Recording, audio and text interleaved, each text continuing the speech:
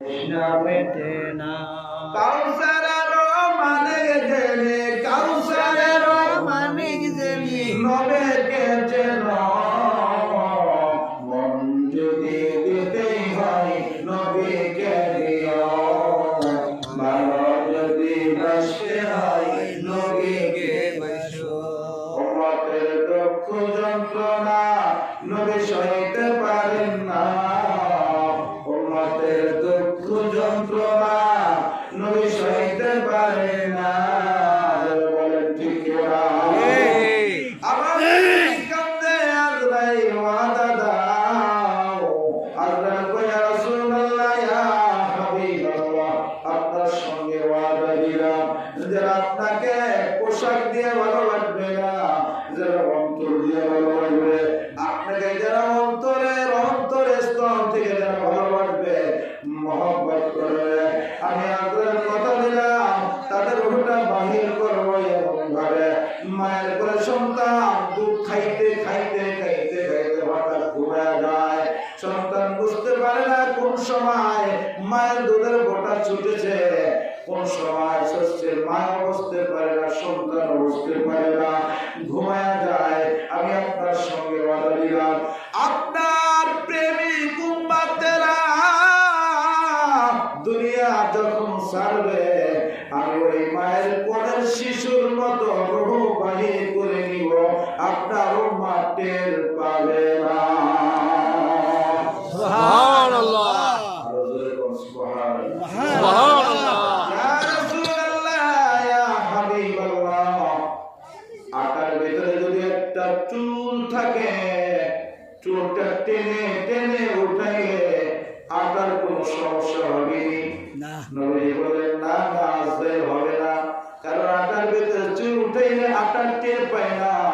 কিন্তু আজরাইল কই ইয়া রাসূলুল্লাহ, ওই চুল উঠানোর মতো আপনার প্রেমিক উম্মতকে রূহ বাহির করব, টের পাবে না। সুবহানাল্লাহ সুবহানাল্লাহ আলহামদুলিল্লাহ আলহামদুলিল্লাহ। এভাবে ওয়াদা দিল, ওয়াদা নিয়ে এবার বলতেছে আজরাইল, এবার আমার রূহটা তুমি দিতে পারো, তোমাকে অনুমতি দেওয়া হলো। বিস্তারিত অনেক আলোচনা এটার ভিতরে, আমি মূল কথাগুলি বলার জন্য ঢুকেছি, তাহলে ভালো করে বোঝেন। আমার নবীজি আয়েশা সিদ্দিকা রাদিয়াল্লাহু তাআলার ঘরে এবার দুইজনে গল্প করতেছিলেন, কথা বলতেছিলেন। হঠাৎ করে নবীজির মাথা আয়েশা রাদিয়াল্লাহু তাআলার উপরে মাথা রেখে নবী আরাম করতেছেন। আয়েশাকে জিজ্ঞেস করলেন, প্রশ্ন করলেন, আয়েশা রে, আমি তোমাকে প্রশ্ন করতে চাই।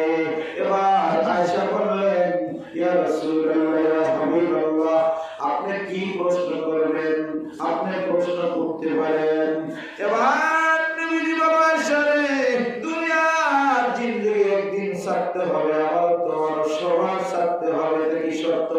বলতেছে ইয়া রাসূলুল্লাহ ইয়া হাবিবাল্লাহ, এটা সত্য। সমস্ত মানুষের পৃথিবী একদিন ছেড়ে দিতে হবে, কেউ এই পৃথিবীতে থাকতে পারবে না। বলেন ঠিক কিনা? সারা জীবন থাকবে না না। না। তাই আজরাইল বলেছিল, ও দুনিয়ার মানুষেরা শোনো, আমি আজরাইল ঘোষণা করতেছি, প্রথম আকাশে আইসা কেউ আমার হাত থেকে বাঁচতে পারবে না, তোমাদের রূহটা আমি আজরাইল বাহির করে একদিন নিয়ে আসবো। ঠিক হ্যাঁ, রাখতে পারবেন না। না। আমার বলতেছে প্রাণী কুলেরা শোনো, আমি আজরাইল প্রথম আকাশে আইসা ঘোষণা করতেছি, আমি আজরাইলের হাত থেকে কেউ বাঁচতে পারবে না, তোমাদের রূহ আমি আজরাইল একদিন বাহির করে নিয়ে যাব। এবার বলতেছে ফেরেশতা কোন, ও ফেরেশতারা শোনো, তোমরা শোনো, আমার কাছ থেকে বাঁচতে পারবে না, আমি আজরাইল একদিন তোমাদের রূহ বাহির করব। ও মিকাইল, ও ইসরাফিল, ও জিবরাইল, তুমি ভালো করে শোনো, জিবরাইল তুমিও বাঁচতে পারবে না, কি করে মানুষ বসতে পারবো না, প্রাণী বসতে পারবো না, ফেরেশতারা বসতে পারবো না, দেশপাশে গায়ে জিবরাইল হে মিকাইল হে ইসরাফিল তোমরাও বসতে পারবো না। জোরে বলুন সুবহানাল্লাহ। তাহলে বোঝা গেল একদিন না একদিন সবার খবর হবে, মৃত্যু হবে, একদিন সবার রূহ আজরাইল বাইর করে নিয়ে যাবে। জোরে বলুন সুবহানাল্লাহ। আল্লাহ কয় আজরাইল সবার তো ধমকি মারলা, হুমকি দিলা, সত্যই বলেছ, জানতে চাই তুমি কি মরবা না? তোমার অবস্থা তুমি তো সবার দিলা, কম দিলে না, জ্বালায় খাই দিলা, যত শক্তি আছে তুমি সবই দেখে না, তুমি কি মরবা না? আল্লাহ তুমি জানো, আমি জানি না। আল্লাহ আজরাইল সব দেওয়ার পরে আমি বলবো আজরাইল এতদিন মানুষের নিছক, প্রাণীর নিছক, ফেরেশতার নিছক, এবার তোরটা তুই নিয়ে যা, বাইর কইরা তো বলেন সুবহানাল্লাহ। সবচেয়ে কষ্টের মরণ হলো আজরাইল, কারণ নিজের জান নিজেই কথা আছে না, নিজেরটা নিজে দিচ্ছে, তাই না? গলার বসে দিচ্ছে, নিজেরটা নিজে দিচ্ছে। একবার হিসাব মিলার নিজেরটা নিজে দেওয়া কত কঠিন, কত কঠিন, ঠিক কিনা? বিষ যখন খায় মানুষ ওই বোঝে কত কষ্টের লেগে গেছে, কত ব্যথার লেগেও খাইতেছে, নিজের জীবন নিজে দিতেছে।